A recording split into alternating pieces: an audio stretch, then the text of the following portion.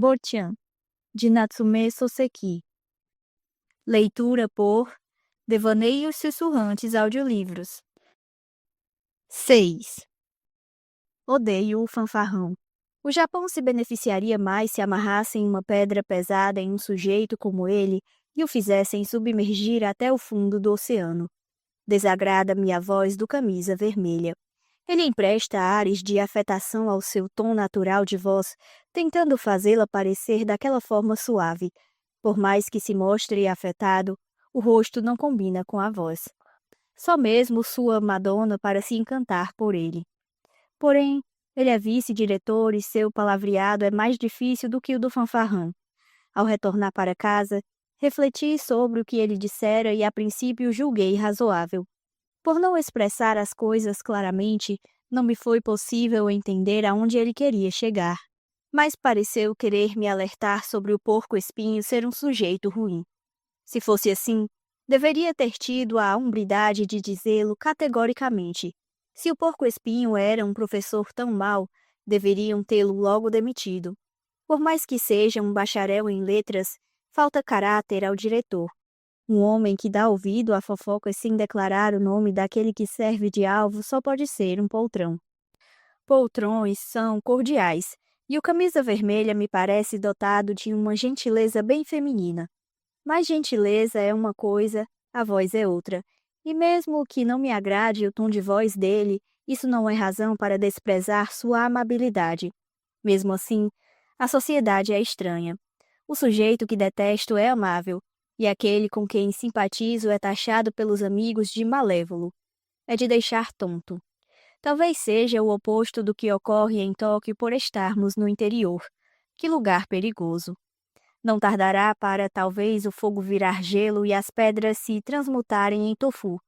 No entanto, o porco-espinho incitar os alunos contra mim era uma traquinice difícil de crer. Sendo ele o professor mais popular, possivelmente poderia fazer, em geral, tudo o que desejasse, mas em vez de se entregar a tais circunlóquios, economizaria esforços se viesse brigar diretamente comigo. Se eu lhe causo transtornos, ele bem poderia expressá-lo francamente e pedir para que eu me demita. Tudo se resolve com uma boa conversa. Se me dissesse algo razoável, eu pediria demissão no dia seguinte. Afinal, aqui não é o único lugar onde eu poderia trabalhar. Aonde quer que eu vá, não pretendo morrer na sarjeta. O porco-espinho poderia ter mais bom senso. Foi ele, o porco-espinho, quem me pagou uma raspadinha de gelo, assim que cheguei aqui. Minha honra será afetada se aceitar até mesmo isso de um sujeito tão hipócrita. Como consumia apenas um prato, ele pagou somente uns 105 rins. Porém, seja um 100 ou meio 100, eu me sentiria mal até a morte por ter recebido o favor de um embusteiro. Quando for amanhã à escola, devolverei essa quantia. Tomei emprestados 3 ienes de Kyo. Até hoje, passados 5 anos, ainda não os devolvi. Não que não possa restituí-los, apenas não o fiz. Kyo nunca esperou o reembolso ou mesmo temporariamente contou com esse dinheiro. Tampouco pensei em devolvê-lo e não pretendo fazê-lo como se fosse um estranho cumprindo uma obrigação. Quanto mais eu me preocupasse com isso, mais demonstraria desconfiança no sentimento de Kyo, e seria como tratar com mesquinhez sua bela intenção. Não devolver esse dinheiro não significa uma desfeita a ela, mas sim considerá-la uma parte de mim. Impossível comparar Kyo com o porco-espinho, mas seja uma raspadinha de gelo ou uma xícara de chá de hortênsia, aceitar calado a benevolência de outrem constituiria algo como um gesto de simpatia a uma pessoa especial. Pagar sua parte e se livrar da dívida, com o sentimento de gratidão e reconhecimento no peito, é uma retribuição que dinheiro algum pode comprar. Sou um cidadão comum, sem título ou posição, mas adulto e independente. Um homem independente baixar a cabeça em reconhecimento deve ser considerado muito mais valioso do que 1 milhão de ienes. Assim mesmo, eu sentia haver demonstrado meu reconhecimento ao porco-espinho pelos 105 rins que ele pagara generosamente. Algo muito mais valioso do que 1 milhão de ienes. Ele deveria sentir-se grato por isso. Mas que sujeito infame, agindo de forma tão ignóbil pelas minhas costas. Amanhã restituirei o dinheiro e estaremos quites, e depois disso brigarei com ele. Após essas ponderações, me senti sonolento e acabei dormindo como uma pedra. No dia seguinte, com meu plano em mente, saí para a escola antes do horário habitual e esperei pelo porco-espinho. Contudo, ele custou a chegar. O abóbora verde apareceu. O professor de estudos chineses veio. O fanfarrão chegou. Por último, até o camisa vermelha assomou, mas sobre a mesa do porco-espinho reinava tranquilamente apenas um pedaço de giz. Pensei em lhe pagar assim que ele entrasse na sala dos professores e, por isso, desde que saíra de casa e até chegar à escola, segurava firme as moedas de 1 e 5 rins, como quando se costuma fazer ao pagar antes de entrar no banho público. Como transpiro muito nas mãos, ao abri-las constatei que as moedas estavam encharcadas de suor. Imaginando que o porco-espinho comentasse algo ao lhe devolver as moedas molhadas, depositei-as sobre a mesa, soprei elas e novamente as segurei. Nesse ínterim, o camisa vermelha chegou se desculpando por ter sido rude e me causar embaraço no dia anterior, ao que rebati afirmando não ter sido embaraço algum e que a pescaria atiçara meu apetite. Ele pousou então os cotovelos sobre a mesa do porco-espinho e, aproximando seu rosto grande e largo como uma tábua de peixaria ao lado do meu, me pediu para manter em segredo o que conversáramos no barco ao voltarmos no dia anterior. Você não contou para ninguém, não é? Questionou-me. Para um homem que fala com uma voz tão feminina, ele me pareceu do tipo nervoso. Com certeza eu não havia comentado com ninguém. Contudo, seria vontade de comentar e, já tendo preparado em mãos 1 e 5 rins, essa proibição do camisa vermelha me pegou desprevenido. Era bem próprio dele. Uma irresponsabilidade inimaginável para um vice-diretor, mesmo sem mencionar o nome do porco-espinho, fornecer um enigma facilmente decifrável e agora alegar que decifrá-lo constitui um transtorno. Naturalmente, ele deveria tomar meu partido, intervindo em grande estilo quando minha briga implacável com o porco-espinho começasse. Somente assim ele mereceria o cargo de vice-diretor de uma escola e firmaria sua intenção de portar uma camisa vermelha. Ao lhe informar que não havia falado com ninguém, mas pretendia conversar com o porco-espinho sobre isso, o camisa vermelha hesitou. Você me deixará em uma posição delicada se fizer algo tão sem sentido. Não me lembro de haver declarado nada a você em particular sobre Rota. Por isso, se agir de forma imoderada me causará enorme transtorno. Não creio que tenha vindo para esta escola com o intuito de criar tumulto, não é mesmo? Perguntou ele, o que me soou totalmente despropositado. Respondi que, obviamente, a escola também se veria em maus lençóis se eu, recebendo salário, criasse problemas. Sendo assim, não divulgue a ninguém o que lhe disse ontem, tomando-o apenas como referência. Pediu, perispirando. Entendido. Eu também estou embaraçado, mas se isso lhe causa transtorno, farei como você pediu. Assegurei a ele. Posso contar com você? Insistiu o camisa vermelha. Ignoro até que ponto chegaria sua feminilidade. Se todos os bacharéis em letras forem como ele, devem ser zeros à esquerda. Faz um pedido incoerente e ilógico com a cara mais deslavada deste mundo. Se não bastasse, duvida de minha palavra. Desculpe, mas eu sou um homem. Não pensaria em jogar na lixeira a palavra empenhada e agir com falsidade. Nesse interim, os donos das mesas contíguas chegaram à escola, e o camisa vermelha mais do que depressa retornou ao seu assento. Ele é afetado até no jeito de andar. Ao caminhar pela sala, pisa com a sola dos sapatos de maneira a não provocar ruído. Pela primeira vez tomei conhecimento de que não emitir barulho ao andar era algo de que se pudesse sentir orgulho. A menos que ele estivesse treinando para se tornar um ladrão, deveria andar como todo mundo. Enfim, a sirene anunciando o início das aulas soou. O porco-espinho não chegara. Sem alternativa, Deixei as moedas sobre a mesa e saí para a sala de aula. Devido ao teor ministrado, a primeira aula se prolongou um pouco e, ao voltar à sala dos professores, todos os outros colegas estavam conversando em suas mesas. O porco-espinho também chegara não sei quando. Pensei que ele se ausentaria, mas apenas se atrasara. No momento em que me viu, atrasei-me hoje por sua causa. Você deve me pagar uma multa. Recolhi o dinheiro de cima da mesa e lhe disse para pagá-lo. É o dinheiro da raspadinha que você me pagou outro dia. Expliquei, deixando a soma diante dele. Que história é essa? Perguntou, desatando a rir. Mas como eu permanecia inusitadamente sério, ele me mandou parar com a brincadeira e repôs o dinheiro sobre minha mesa. O porco-espinho queria a todo custo me pagar pela raspadinha de gelo. Não é brincadeira, falo sério. Não há motivos para que você me pague pela raspadinha, por isso estou devolvendo o dinheiro. Por que não o recebe de volta? Se você faz tanta questão, eu aceitarei. Mas por que agora, assim de súbito? Agora, ou seja lá quando for, quero devolver. Não desejo que você pague nada para mim. O porco-espinho me olhou com frieza e apenas aqueceu com desdém. Se não fosse pelo pedido do camisa vermelha, naquele momento eu partiria para uma boa briga, colocando às claras a vilania do porco-espinho. Mas como prometi não revelar nada, me vi de mãos atadas. Que justificação teria ele para tratar com desdém a mim, que estava com o rosto vermelho de fúria?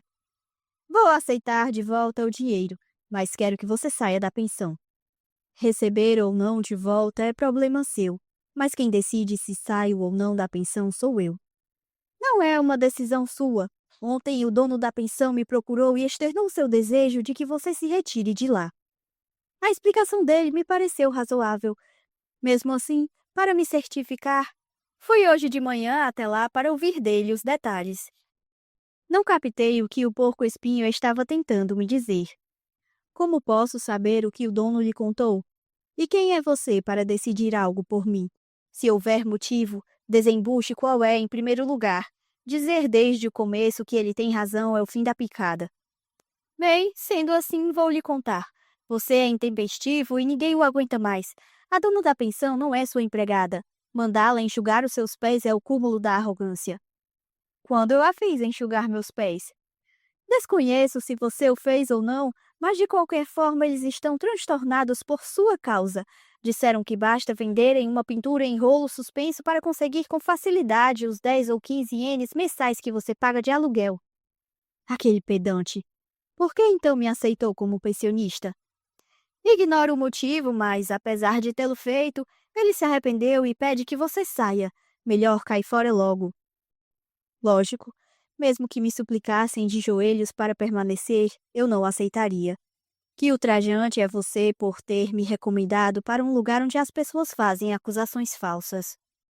Ou eu sou ultrajante ou você é irrequieto por natureza. O porco-espinho também tem um temperamento explosivo como eu, elevando a voz por detestar perder. Os professores presentes na sala olhavam todos boquiabertos para mim e para o porco-espinho, indagando se o que havia começado ali. Como eu não me lembrava de ter feito algo de que me envergonhasse em particular, levantei-me e olhei em volta da sala. Em contraste a todos que se espantavam, apenas o fanfarrão sorria, parecendo achar tudo engraçado. No momento em que meus grandes olhos fitaram em atitude ameaçadora sua cara de casca de cabaça seca, como lhe dizendo, você também pretende me enfrentar? A fisionomia do fanfarrão de súbito se tornou austera e ele se acautelou sobremaneira. Parecia um pouco temeroso. Pouco depois a sirene tocou. O porco-espinho e eu suspendemos a briga e nos dirigimos às respectivas salas de aula. À tarde, houve uma reunião acerca das medidas a serem adotadas contra os pensionistas que haviam agido de forma desrespeitosa comigo na noite anterior.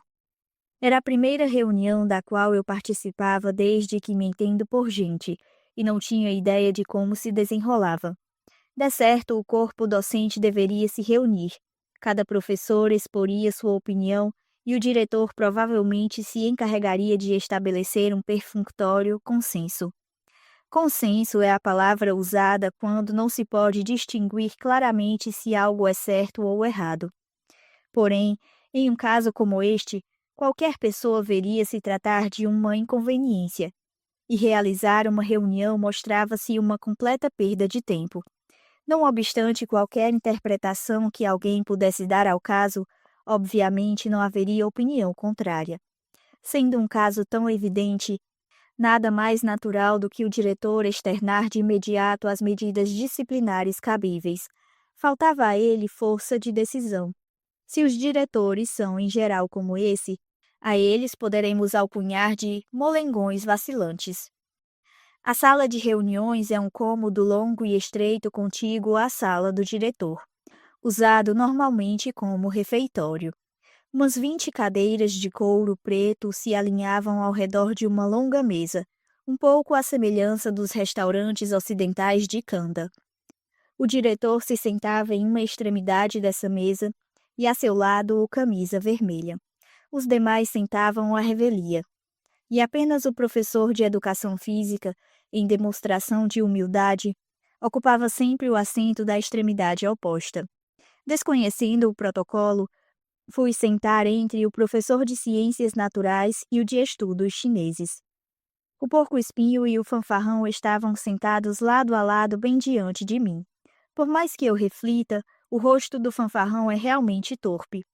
Mesmo brigado com o porco-espinho, devo admitir que o rosto dele é provido de muito mais elegância.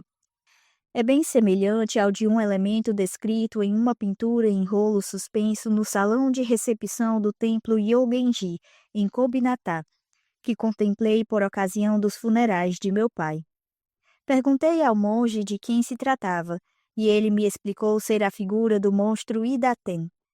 E hoje o porco-espinho estava furioso, revirando os olhos sem parar e por vezes olhando em minha direção. Estava muito enganado se pensava com isso me intimidar, pois não me deixaria vencer. Arregalando os olhos e fitando-o com seriedade. Meus olhos não são belos, mas em geral seu tamanho não perde para o de ninguém. Kiyou costumava dizer que, por serem grandes, meus olhos estariam condizentes caso eu me tornasse um ator. Todos aqui? Perguntou o diretor. E o secretário Kawamura fez a contagem, 1 a 1. Faltava alguém. Claro, era o abóbora verde quem se ausentara.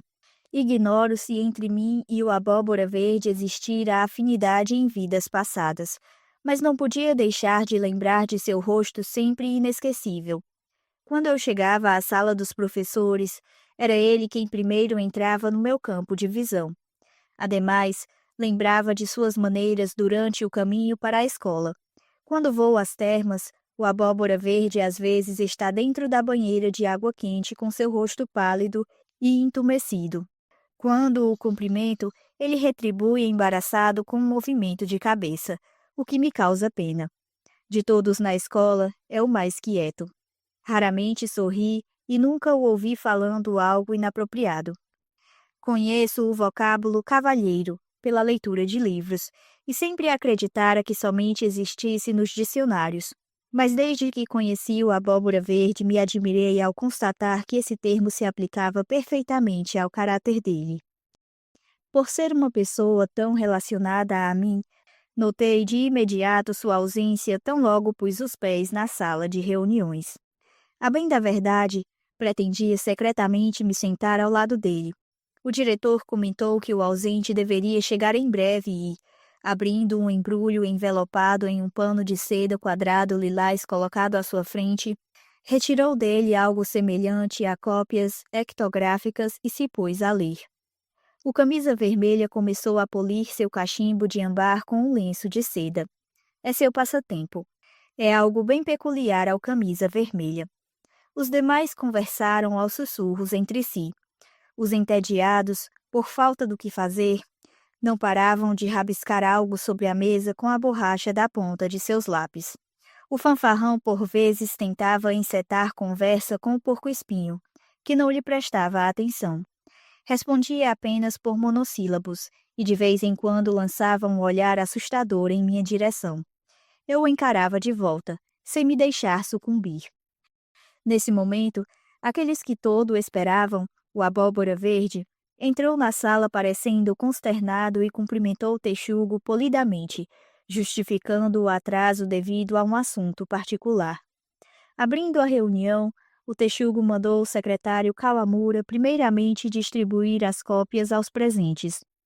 Notei que as medidas disciplinares constituíam o primeiro assunto da pauta, havendo em seguida um item sobre a observância às regras escolares pelos alunos, seguindo-se mais 2 ou 3 tópicos.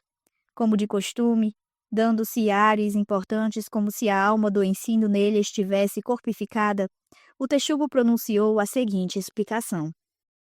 Todos os erros cometidos por professores ou estudantes da escola resultam da falta de virtude de minha parte.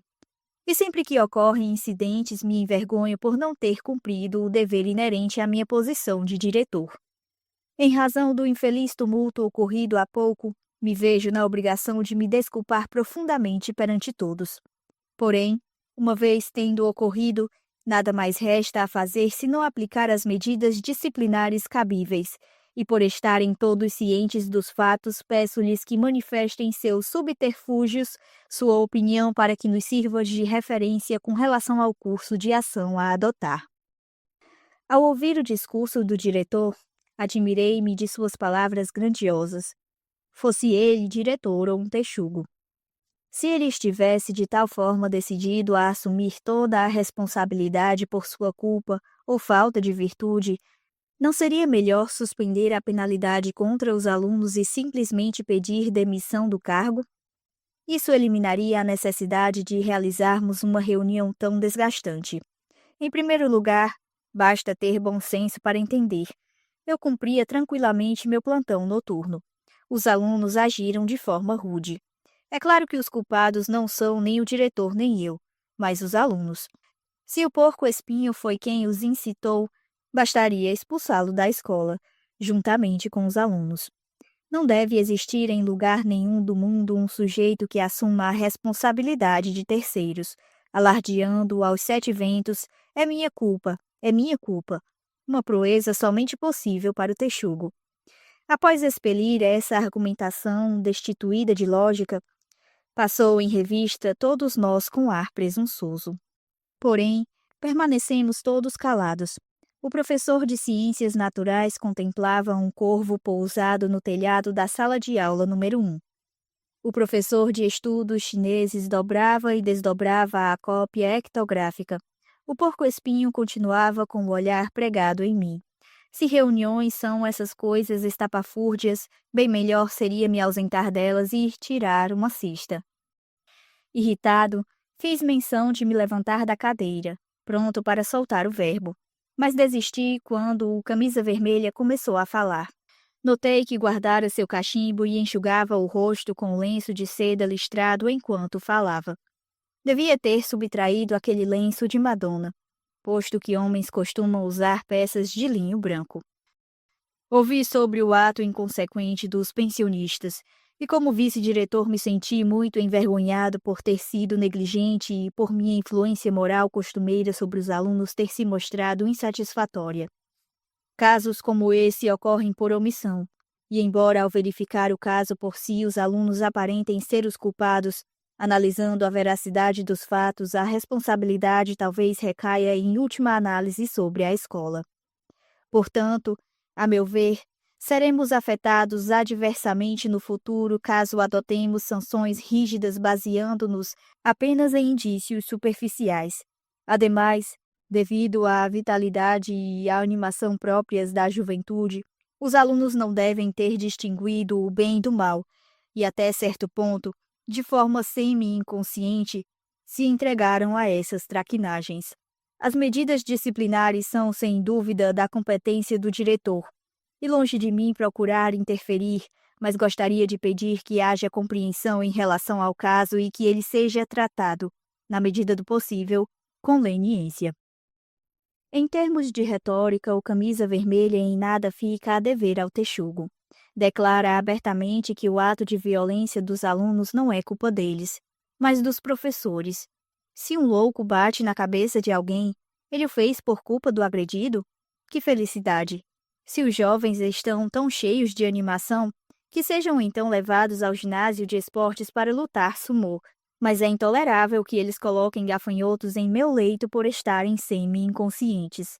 Nessas circunstâncias, podem decepar a cabeça de alguém que esteja dormindo e serem absolvidos devido a esse estado. Era o que eu ponderava e pensei em dizer algo, mas se fosse para falar, seria interessante que o fizesse com eloquência, para impressionar as pessoas. No meu caso, porém, era um hábito meu, quando irritado, falar 2 ou 3 palavras e acabar empancado. O texugo e o camisa vermelha são inferiores a mim, mas tenho o dom da palavra e não seria interessante eu ser criticado por eles devido a algum lapso verbal. Imaginei elaborar mentalmente o teor do que eu falaria e comecei a fazê-lo. Nesse momento, no entanto, o fanfarrão, sentado diante de mim, se levantou de súbito, para minha surpresa. É um desaforo da parte dele expressar sua opinião. De fato, tanto o incidente dos gafanhotos quanto o do grito de guerra são casos singulares, grave o suficiente para levar dedicados professores como nós a refletir em nosso íntimo, com apreensão, sobre o futuro de nossa escola e, portanto, na qualidade de funcionários, devemos aproveitar esta ocasião para nos questionar e aplicar com rigidez a disciplina em toda a nossa instituição de ensino. Sendo assim, as opiniões que acabam de ser emanadas por nosso diretor e vice-diretor são de fato relevantes e oportunas, e com elas concordo plenamente. Peço-lhe, senhor diretor, que na medida do possível adote medidas com leniência, disse o fanfarrão. A linguagem do fanfarrão era empolada, mas destituída de sentido, repleta de frases feitas e incompreensíveis. Entendi apenas quando disse: concordo plenamente. Apesar de não entender o significado exato das palavras do fanfarrão, fiquei muito furioso, e antes mesmo de concluir a elaboração mental do meu discurso, acabei me levantando. Eu me oponho plenamente, declarei, mas por um tempo permaneci sem saber como prosseguir. Detesto essas medidas disparatadas. Completei por fim, e todos começaram a rir. Os grandes culpados são os alunos. Se não forem obrigados a todo custo a se desculpar, casos assim se tornarão corriqueiros. Nem que para isso seja preciso expulsá-los da escola. Eles são insolentes para com um professor recém-chegado. Dizendo isso, me sentei. Foi a vez do professor de Ciências Naturais, sentado à minha direita, se manifestar de forma tímida. Sem dúvida, os alunos estão errados. Mas não podemos deixar que um castigo muito severo implique novos atos em reação a ele. Concordo com o vice-diretor por uma punição moderada. O professor de estudos chineses, sentado ao meu lado esquerdo, concordou com a opinião de buscar uma resolução leniente. O de História aprovou a opinião do vice-diretor. Era revoltante. A maioria parecia ser partidária do camisa vermelha.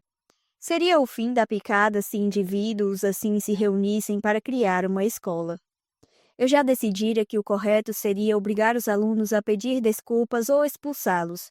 Se a opinião do camisa vermelha prevalecesse, eu estava determinado a voltar de imediato à pensão e arrumar minhas malas. Afinal, não tinha aptidão verbal para subjugar essa horda e, mesmo que tivesse, não desejava manter para sempre esse tipo de relacionamento. Se eu não estivesse mais na escola, pouco importava o que aconteceria dali em diante. Se dissesse algo, eles certamente ririam de mim. Parei de me preocupar com o que eles diziam.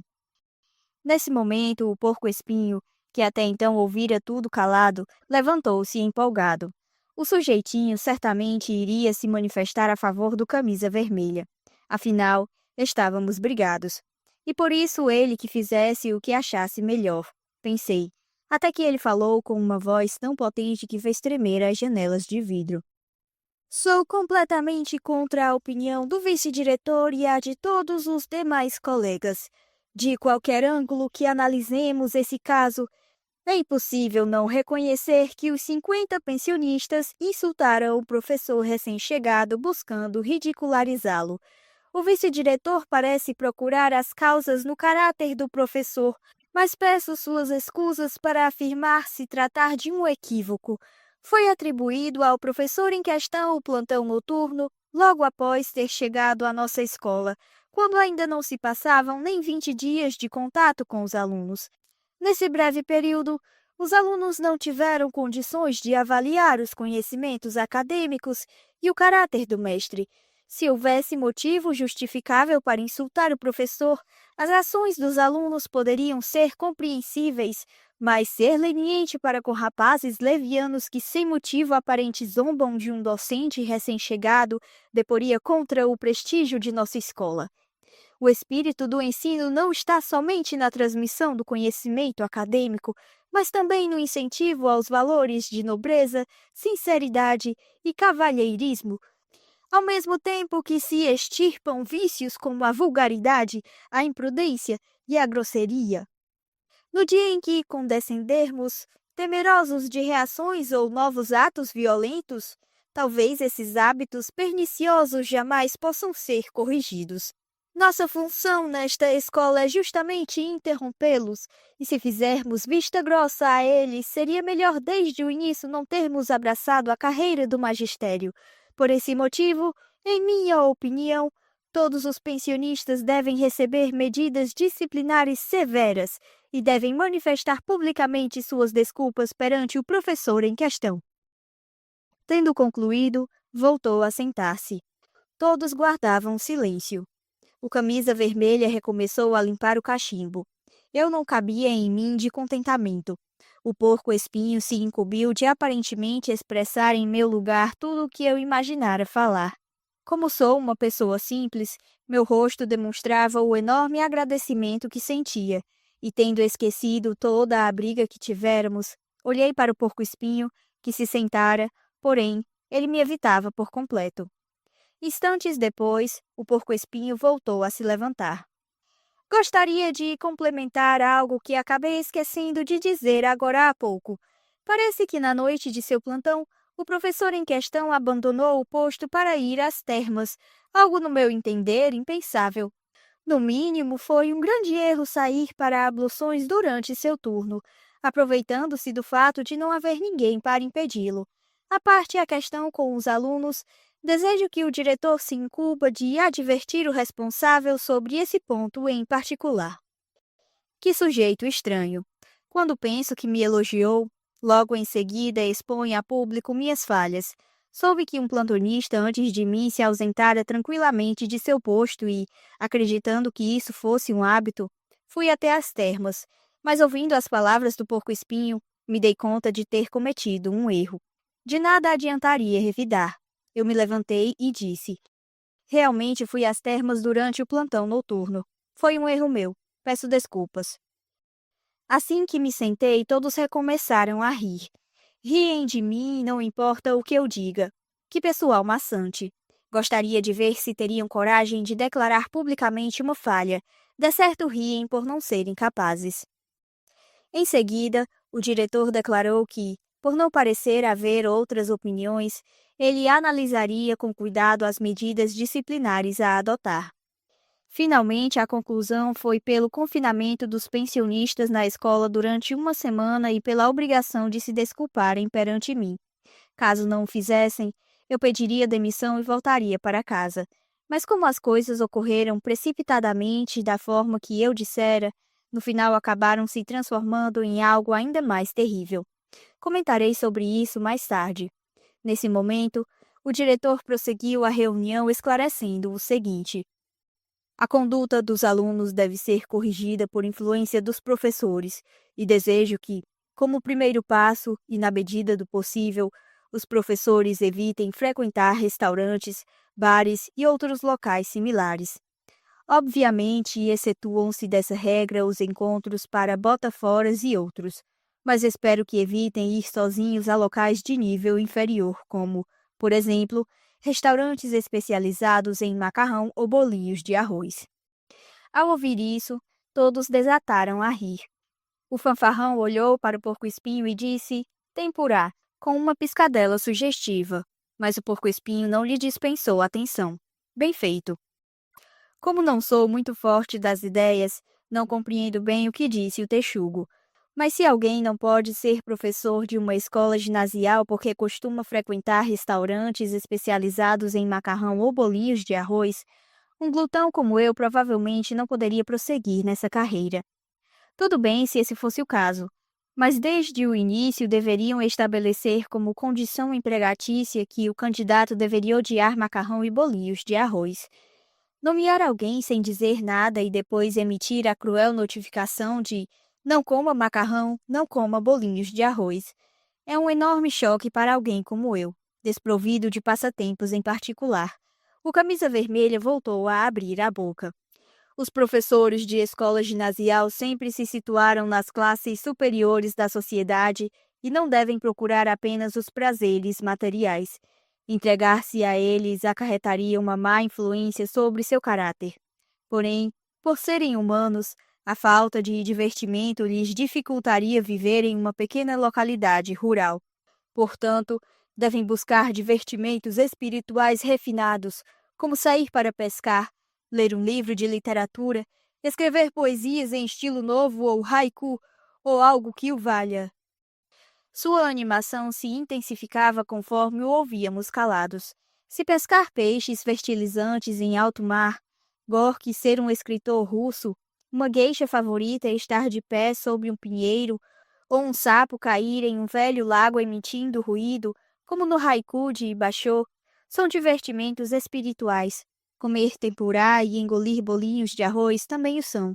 Em vez de se divertir com passatempos tão fúteis, seria melhor ele ir lavar suas camisas vermelhas. Furioso, perguntei: encontrar-se com Madonna também é um divertimento espiritual? Nesse momento, ninguém riu. Todos se entreolhavam com uma estranha fisionomia. O próprio camisa vermelha baixara a cabeça, desgostoso. Vejam só, deve ter funcionado. Porém, senti pena ao ver que o rosto pálido do abóbora verde se tornara ainda mais lívido ao ouvir meu comentário.